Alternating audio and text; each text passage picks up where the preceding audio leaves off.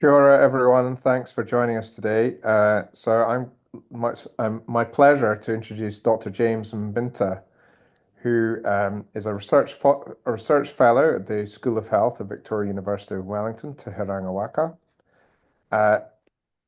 James, or Mbinta, he goes by both names, uh, uh, joined us from Cameroon after he did his MPH at Hanoi University. And he's a medical doctor by training.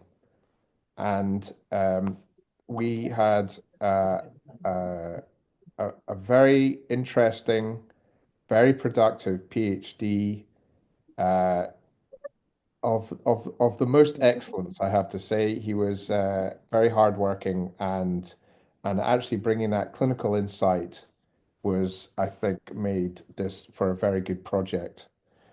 Today, he's going to be introducing the sort of foundational work from the PhD, which was looking at herpes zoster vaccination, and in particular looking at quantitative evaluation uh, in terms of its effectiveness and its safety in both in terms of where the vaccination is present in other populations, both at systematic reviews and also in the New Zealand population. So over to you, Dr. Mbinta. Thank you, everyone. So today we will look at vaccine effectiveness and vaccine safety of the herpes vaccination. Just to tell you that we are going to be looking at some images. So if you are afraid of clinical images, this would be the time for you to look away. So this is what we will be talking about. We have the clinical presentation here of varicella, commonly called chicken pox, at different stages of life. So this is 2 years, a few months, and 11 years, all here. And this is a clinical presentation of herpes zoster. Some of you know it as zoster, some of you know it as shingles. It's the same thing. So this is the presentation that occurs on the face. So basically, this is the primary presentation. It's caused by the varicella-zoster virus. And the patient will manifest with different types of rashes. This is not important in this case, but the patient might have up to 500 rashes at different stages. We call some of them macules, we call some of them papules, we call some of them vesicles, and some of them crusted, and they occur at different phases. And when you see them crusted like this, it means we are getting to the end of the disease. And this is usually not a serious condition, except when it occurs in adults, when the chickenpox occurs in adults, or in people with immunocompromising conditions. Otherwise, it will resolve without any issues. So this is what we are talking about here. So initially, we get the virus, then it causes chickenpox or varicella. When it resolves after a few days, what happens is the virus doesn't completely disappear. It becomes latent and it remains in the ganglion, the dorsal root ganglion. And it can be latent for so many years. During this period, the virus doesn't replicate, nothing happens. And this occurs in more than 90% of the population. That means more than 90% of the population at a certain age, we all have this virus in our body. So what happens later in life is this virus is maintained in this latent state by the immune system. So with age or with any condition that affects the immune system, this virus reconverts and it follows the nerve, and then affects a particular part of the body that is supplied by that nerve. So if you've seen someone with shingles before, you will realize that it only affects a particular part of the body supplied by the nerve, and that area is called a dermatome. But in people with immunocompromising conditions, this can become disseminated. It affects more than one dermatome. It affects many areas of the body. But over the course of time, this is the critical level for immunity that maintains this.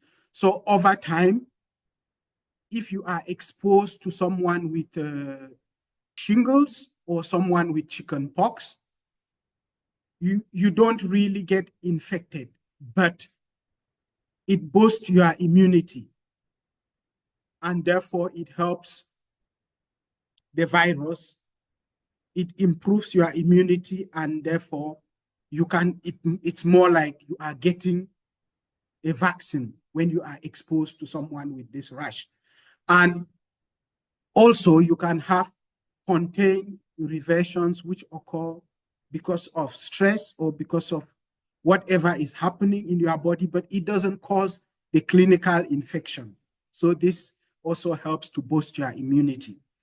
But what is important to note here is that if you have shingles, you cannot transmit shingles to another person. But you can transmit the virus to someone who is immunologically naive, and that person will have chicken pox. So shingles can only develop when there is reconversion of the virus that is already stored in the dorsal root ganglion in your body. The big problem we have is not the shingles itself, it's when it occurs around the eye. And we say reconversion has occurred on the ophthalmic branch of the trigeminal nerve, this nerve that supplies area around the eyes. And the problem here is it can lead to blindness. Another big issue is this reconversion usually causes nerve damage around the area that is affected by shingles. And in about 30% of people, this can lead to prolonged pain, known as postherpetic neuralgia. The big problem here is less than 50% of patients get any form of relief from this pain. So you may not see lots of patients coming to the hospital, either with shingles or with postherpetic neuralgia. You may not see many patients being hospitalized, but most of these patients cannot sleep. They cannot wear appropriate clothing because anything that touches that particular part of the body results in severe pain. So this becomes a serious issue. So what do we know? Since we've seen that treatment is not optimal, the priority here is to protect these people.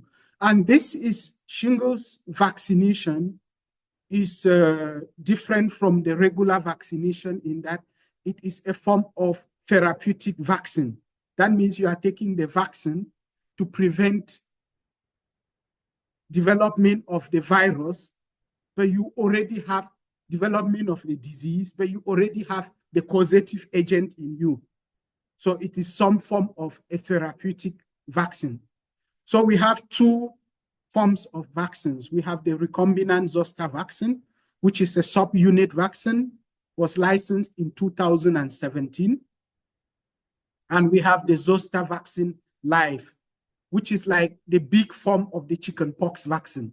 This is the live attenuated zoster vaccine, and it was licensed in 2006. Most countries preferentially recommend the recombinant zoster vaccine because it is more effective, the protection lasts longer, and it is recommended for people with immunocompromising conditions. As you know, this is the live vaccine. It can reconvert to the disease, but this is a subunit vaccine, so we don't have that risk. The recombinant zoster vaccine is given as 2 doses, one now and then 2 months to 6 months later, and the zoster vaccine is given as a single dose. This is recommended for adults 50 years and older, but the recombinant zoster vaccine is recommended for people with immunocompromising conditions, 18 years and older. And both vaccines have been found to be effective and safe in clinical trials and in observational studies. So what do we know about the situation in New Zealand when the vaccine was licensed? Here is a breakdown of hospitalizations in New Zealand. So in the past 10 years, prior to introduction of the vaccine, that is 2018, 2019, the incidence of zoster was shown to be 3 to 8 per 1,000 person years. And in the previous years, approximately 800 hospitalizations occurred a year. And most of these hospitalizations are in people 65 years and older. On the 1st of April 2018, the zoster vaccine live was introduced in New Zealand, recommended for everyone 50 years and older, and funded for people at 65 years. There was a catch-up group for individuals 66 to 80 years, and this lasted until the 31st of December 2021. This was changed after. So where is the knowledge gap then? We realized that since the vaccine was licensed, there was no systematic review and meta-analysis that looked at observational studies. I mean, there were many systematic reviews, but they were mostly focused on randomized control trials and did not really include the evidence from observational studies. Also, since the vaccine was licensed in New Zealand, there was really no nationwide study that quantified the incidence of zoster prior to introduction of the vaccine. And since the vaccine was introduced, there was no study that looked at effectiveness and safety of the vaccine. We already know from clinical trials that these vaccines are effective. The question and safe. The question now is, well, why are observational studies important? Why do we need real-world evidence? We need to be able to generalize some of these studies. And what happens is, in observational studies, when the vaccine has already been licensed, it is given to people who are physiologically and medically heterogeneous. The level of protection in these populations is not known because RCTs are conducted in particular populations, usually involving a motivated group of people. But now, when the vaccine is licensed, it's given to different types of people, different ethnicities, people with different comorbidities, diabetes, kidney disease, stroke, immunocompromising conditions. The question now is this vaccine still as effective and safe as it was in clinical trials? We don't know. Again, this is the same point for underrepresented populations.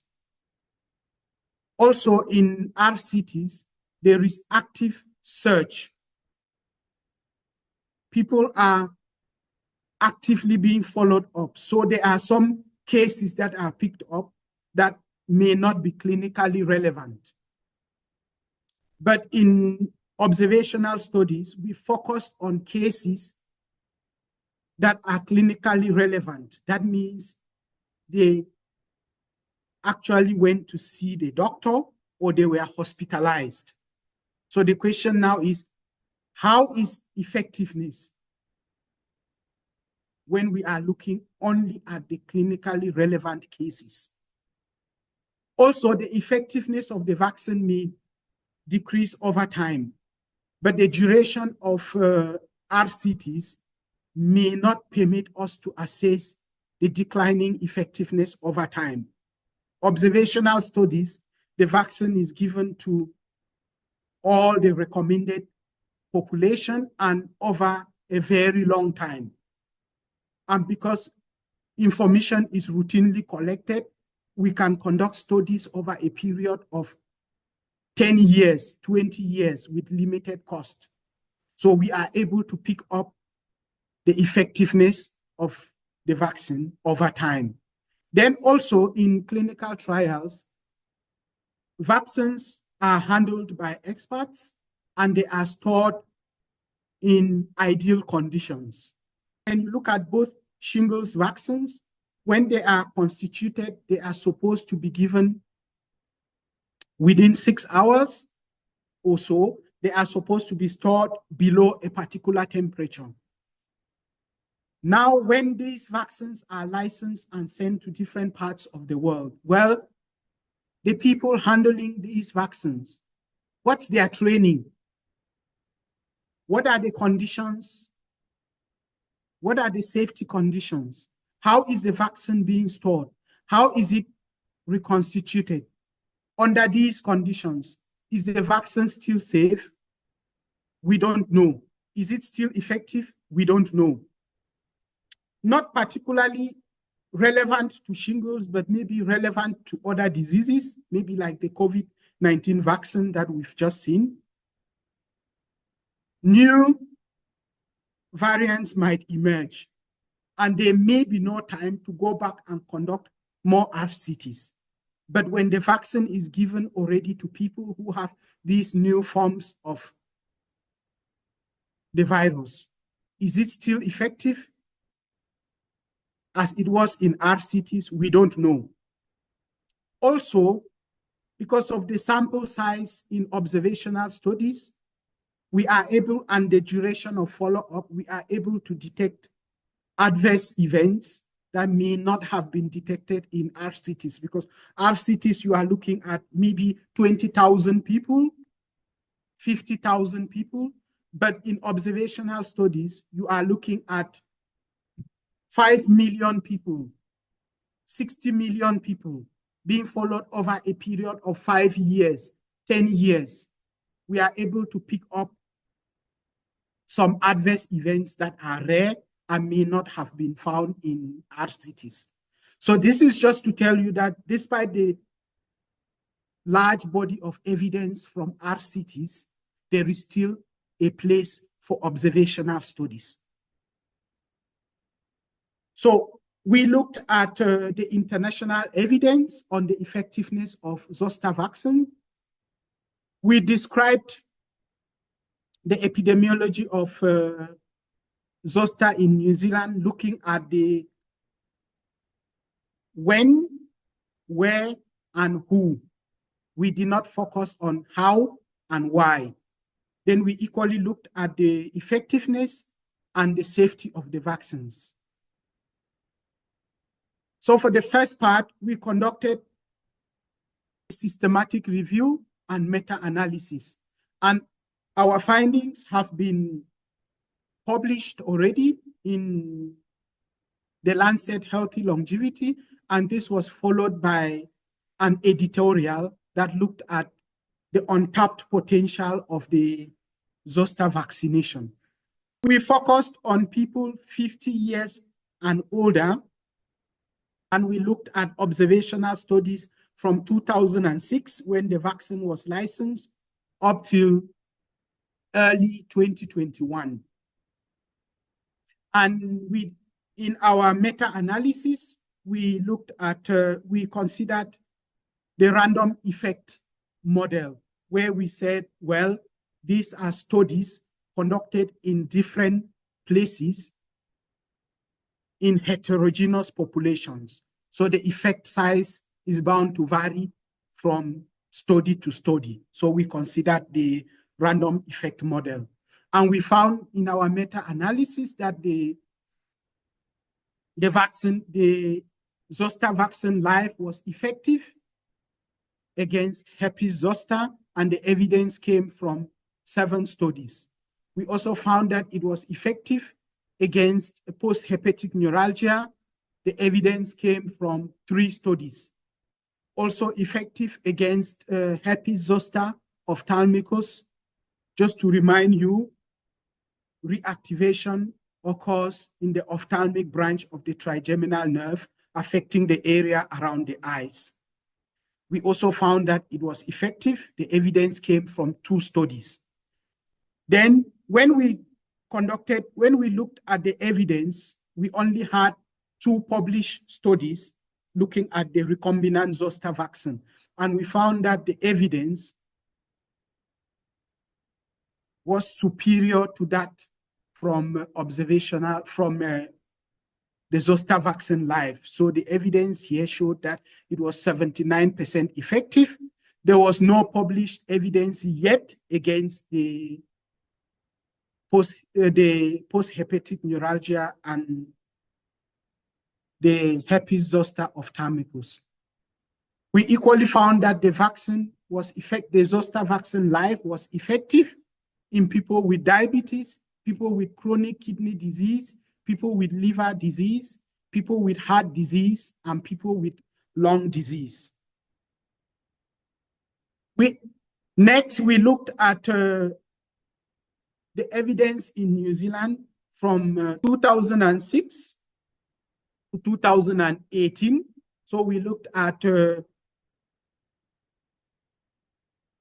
zoster, and we divided it into 2 parts, community zoster and hospitalized zoster and postherpetic neuralgia. Because we did not have access to GP data, we used antiviral prescription, acyclovir and valacyclovir, as a proxy for community zoster.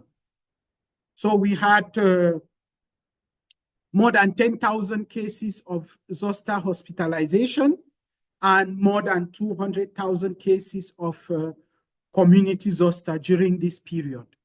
So our incidence of zoster was 3.68 per 1,000 population per year. And it was similar for the Maori and the Pacific populations. We found that the incidence of zoster and postherpetic neuralgia from 2006 to 2018 increased with age. You can see here there is a sharp increase in incidence after 50 years.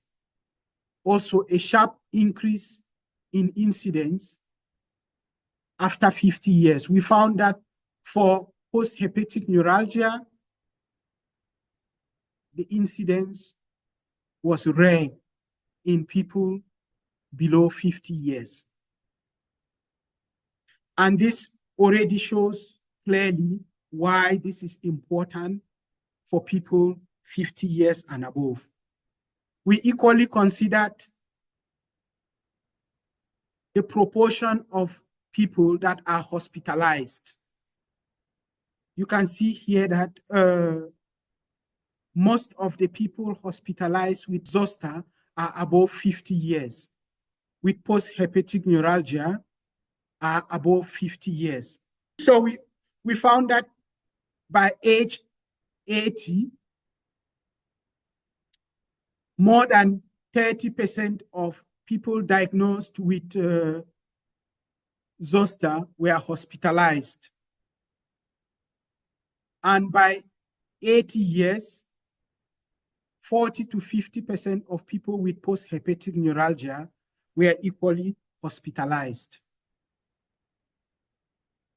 Next, we looked at, this was a retrospective cohort study that looked at the effectiveness of the zoster vaccine in New Zealand. And our findings were published in the Lancet Regional Health. And this was followed by presentations at a few conferences. And this was equally picked up by the media. And we had a couple of interviews. So this was a nationwide matched retrospective cohort study involving more than 800,000 people. And this was 2 to 1, more than 270,000 vaccinated people matched against the unvaccinated people. We found that the vaccine was effective against hospitalized herpes zoster and against hospitalized post-herpetic neuralgia. And this evidence was consistent with what we found in our systematic review and what has been reported in other parts of the world. Against community zoster, which we used viral prescription, antiviral prescription as a proxy for community zoster, we found that it was 30% effective. This is consistent with what has been reported in other parts of the world, and it was equally effective against community zoster in people with immunocompromising conditions, people with diabetes, people with stroke, people with chronic obstructive pulmonary disease, people with ischemic heart disease.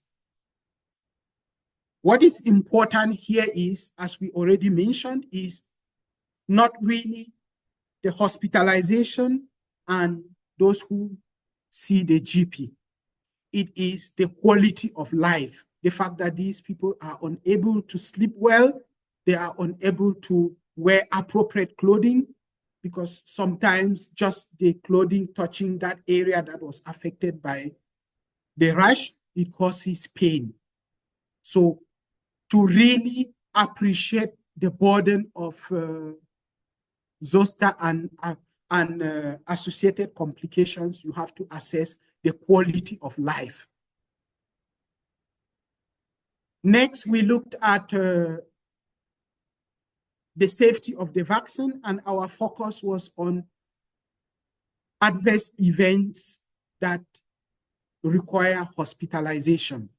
And our findings have equally been published in Nature Communication, presented at a few conferences, and the discussion around our findings has equally been picked up by the media.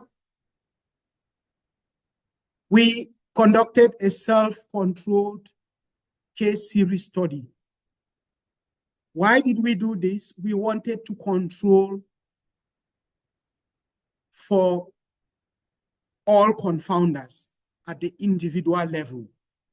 So basically, we looked at people who were vaccinated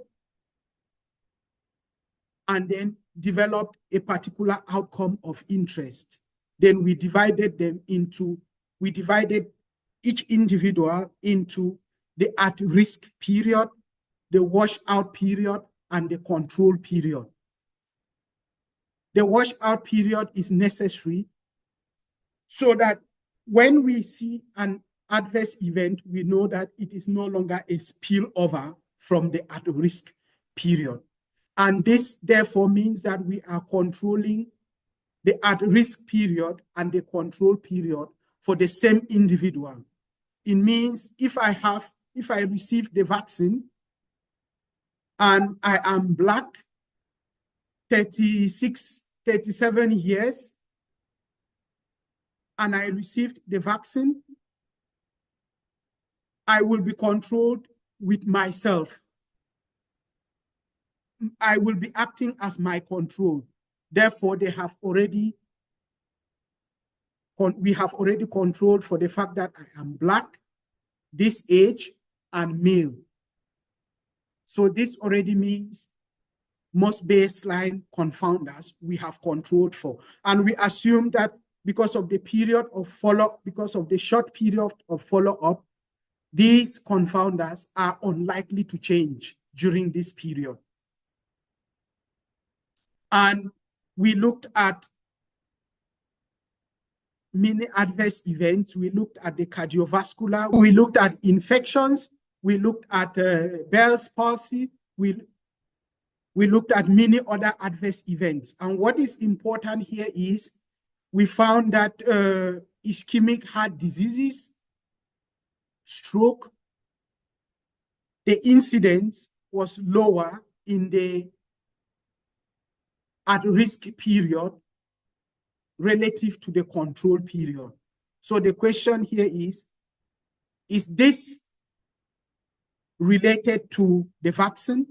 Did the vaccine offer some form of protection against ischemic heart diseases, against stroke? Well, that is what our evidence shows. And what is important here again is we only looked at serious adverse events that required hospitalization because we did not have access to GP data. So there may have been people who developed a rash, who developed some form of a reaction, who had a fever, but did not necessitate hospitalization. We did not include these patients in our analysis. And one strong point here is we looked at falsification outcomes. So we looked at other outcomes like fracture, like whooping cough, that are not diverticulitis, appendicitis, that may not be related to the vaccine. And then we looked at the incidence of these outcomes in the at-risk period and the control period. And we found that there was no difference. It therefore means that our study was good. Another strength is we used two types of analysis. We considered two types of analysis: the conditional Poisson regression and the conditional logistic regression. And in both analyses, we did not find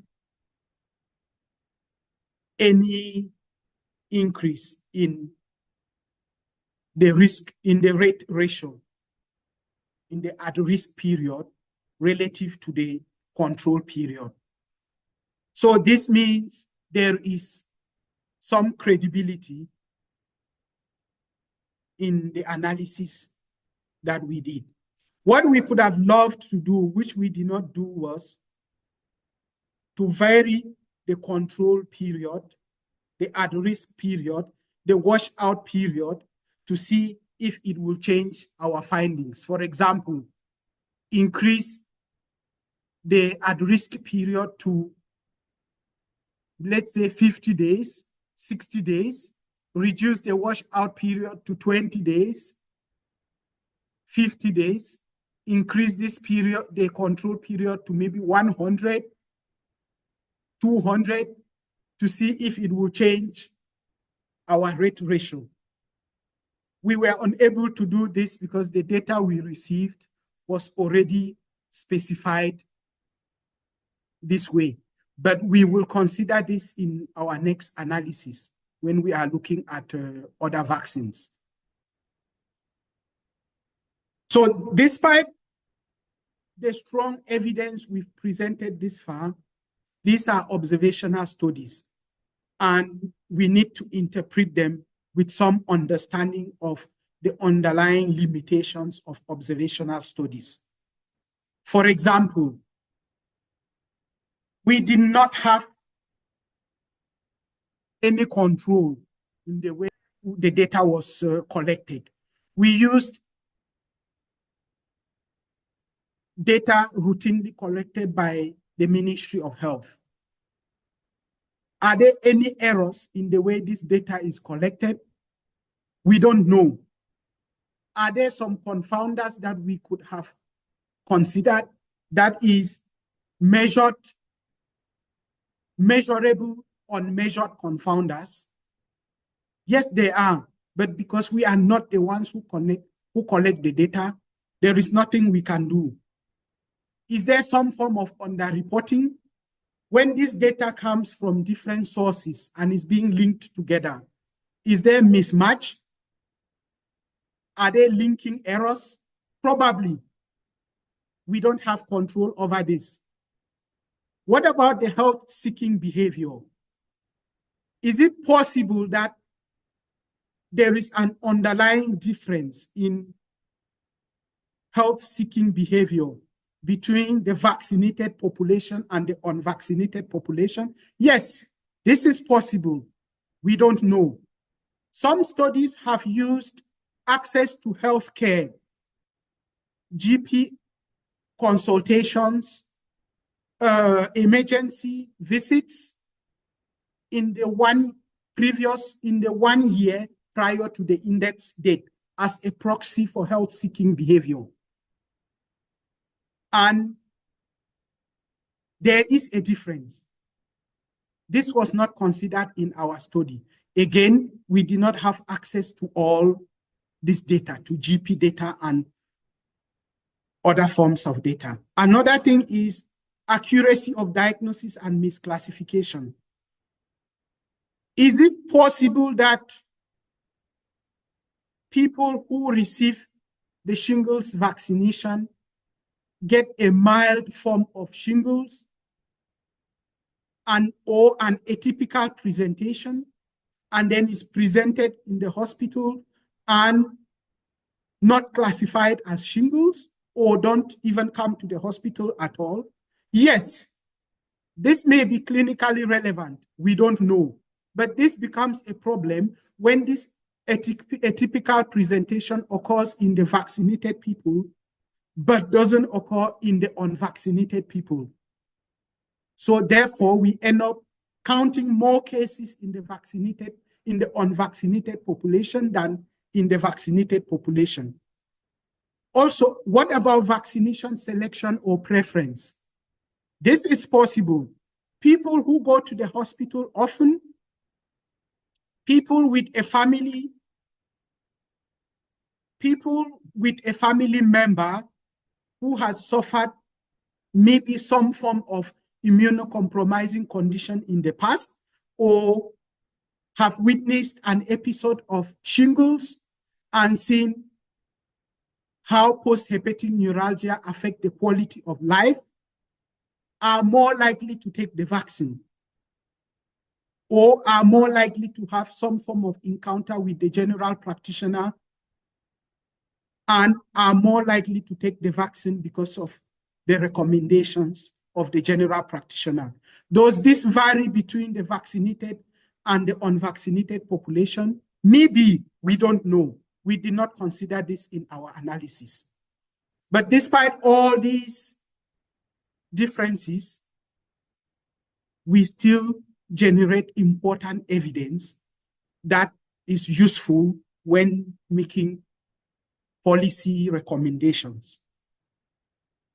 What is the situation in New Zealand? Well, as of 2022, the zoster vaccine live was replaced by the recombinant zoster vaccine, and this vaccine now is recommended for people 50 years older. It is funded for people at 65 years, and also funded for people with immunocompromising conditions at 18 years. And it will be of interest to everyone here to know that our evidence is important. And our evidence was actually considered by the immunization committee meeting that made recommendations for the introduction of the recombinant zoster vaccine, especially given that we are the only people in New Zealand that produce evidence that looked at people with immunocompromising conditions. The rest of the evidence came from other countries.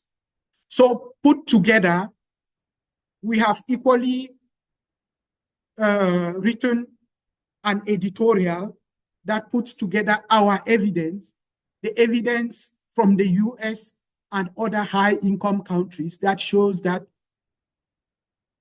with the growing aging population and the complications of zoster vaccination, the complications of zoster and the burden it places on the healthcare system, there is a place for vaccination.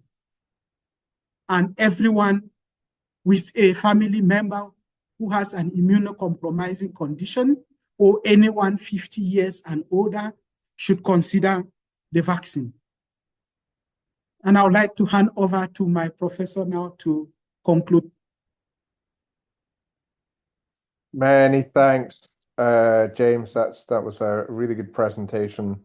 I mean, I shouldn't really have the last word because this is all your work from your PhD. But you've asked me to, so I will. And I think it's first of all, it's actually very interesting that we are able to do these real world observational studies within New Zealand. I mean, we have the data to do this, and these are relatively unique resources. So it's great we have the data. I mean, I think from the perspective overall is that it provides reassurance around the zoster vaccine that it's safe and it seems to be working. And these observational studies are good because they are complementary to the clinical trials. So we are looking at whole populations and not selected populations, which the clinical trials are sometimes that's it's their weakness. So certainly, yeah, complementary, adding to the evidence, and it seems to be safe and work well. Well, we also need to mention that the New Zealand data is really of high quality, and there is a lot of potential for us to do many things, but we need collaboration, we need funding to be able to do all of this. Thank you. Thanks, James. Thanks, Colin. And yeah, I think you could end any presentation we've had with that epithet. We need funding to do more of any of this. Possible that people had the vaccine when they were in good condition in these self-controlled case series study?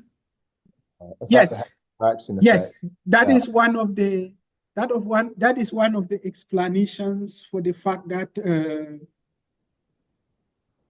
people during this follow-up period, we tend to see that it protects against these severe outcomes. It's called the healthy vaccine effect.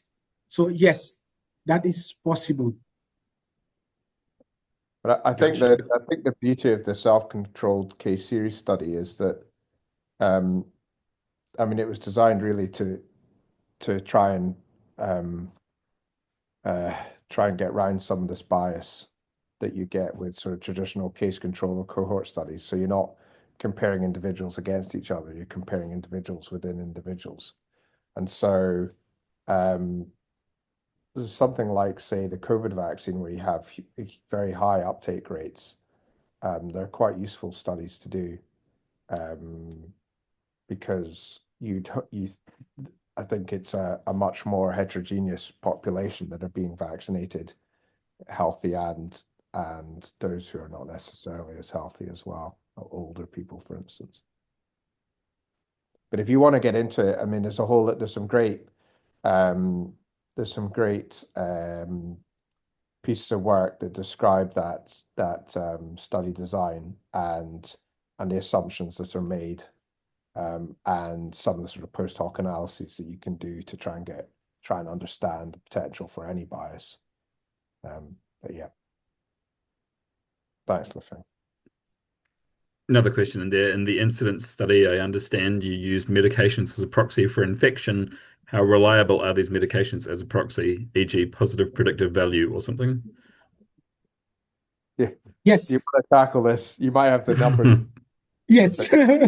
Yes. So we would probably have to go back to our publication to look at the numbers, but we did not calculate that for New Zealand. We used the positive predictive value from other studies in North America and Western Europe. And we used the formulation ID so basically, we know that if someone received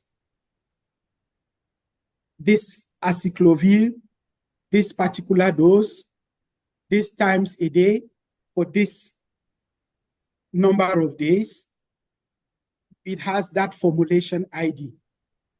Same for valacyclovir. So that's why we use that as a proxy for community zoster. But definitely, the appropriate thing to do is to use GP data and extract the ICD codes for community zoster. So that would definitely be the right way to do it. Yeah. So Lefang, if you can get hold of primary care, New Zealand-wide primary care data, that would be very helpful. But I mean, another reassurance is it's in the guidelines so the clinical guidelines are you should receive an antiviral if you have zoster, you present with zoster. So, but I mean, I think if you're mild, you might not. Some of those drugs are also used for herpes simplex. So how do you know that the usage was for varicella rather than herpes simplex? Hi, Barry. It was the specific number of days and the dose that is specific to shingles as opposed to herpes zoster. Right. The other thing that was interesting to me was the duration of exposure, or your two periods were different lengths when they're at risk and when they're later on. Did you adjust for that, for the different durations of time, or should they have been more equal? Since we are looking at cases as a function of person time, the differences in duration is accounted for. So it's accounted for in the design. So basically, that's the optimal period that was used in previous studies. As I explained, the weakness was that not just doing falsification outcomes for sensitivity analysis, we should also vary the period. We should not just depend on the optimal period calculated and used in previous studies that looked at the safety of the vaccine. We should vary that period as a sensitivity analysis for our own study and see if it changes the rate ratio. But we did not do that. But now for our next study, we have extracted data now for everyone without defining those periods. So now we will define the periods ourselves, and we will vary it in the sensitivity analysis to see if it changes the relative risk, the rate ratio. Then we will say that, okay, we agree with the calculations that had been done by previous researchers who conducted the study in Western Europe and North America. So yes, that's a weakness of our study. We just assumed the periods used in the other studies without varying it in our own case. I think there was a question from Janet McDonald around incidence, lower incidence of herpes zoster amongst Maori and Pacific peoples.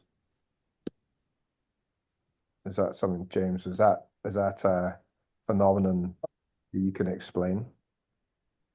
That is linked to we have no credible real evidence to show that the incidence is actually lower. Because the big question here is the slightly lower incidence relative to the rest of the population was linked to differential access to healthcare. So we cannot say for certain that the incidence is lower in the Maori population and Pacific population compared to the rest of the population. I think for us to really put our heads up, we need to do a prospective cohort study where we recruit people and actively follow them up. Because the question now is, because we already say that there are problems with access to healthcare, can we really say for certain that they do not have shingles? They probably have it and did not access the healthcare. But another question also is, it's also important to note that the incidence of shingles is 2 times lower in the Black population compared to the Western white population. So could this also be the same in the Maori and Pacific populations? No, we cannot conclusively say this. We need more studies. Yeah, I mean it's the sort of JM last iceberg of illness. We only see what ends up coming that's visible above the sea line. So and that's to do a prospective cohort study like that would be wonderful, but very, very expensive probably. So we rely on the routinely collected data, and we do the best we can to try and identify those individuals and those outcomes. Quick question. I understand you looked at cardiovascular disease and stroke, but did you look at other markers of Alzheimer's disease? There's a couple of recent papers suggesting varicella-zoster vaccine decreases the risk of Alzheimer's disease. We are working on that now. We are still analyzing the data. So hopefully we will publish that soon. So it's part of the work we are currently doing in collaboration with researchers from Stanford University. So hopefully that will be ready in the nearest future. I did raise the question around that during the just ended immunization conference, but I was told that since the vaccine is not licensed for that, they cannot answer that question, because I was asking the experts about the possible underlying mechanisms, whether it was because shingles causes inflammation and other things that might affect, cause dementia or Alzheimer's, as you said, and the vaccine prevents that, and the vaccine prevents shingles, or it was an added effect of the vaccine on shingles. That's what we wanted to know, because these are all theories that have been proposed, but that question wasn't It's answered. actually a very interesting area that's growing in terms of interest in preventing infectious disease, and particularly in older adults, and these indirect effects that we're seeing. And there's been a few, I saw one piece, and I can't remember where it was, looking at a possible route to understand the mechanism behind the prevention of stroke and cardiovascular disease, so MIs. So there may be something that works in terms of either clotting or what happens to plaques as well. Plaques may be affected by infection in a certain way. So it's a very interesting area. Thank Dr. Mbinta for his presentation, and thank you all for your very good, excellent questions, and look forward to seeing you all in the future. Ka kite ana. Take care.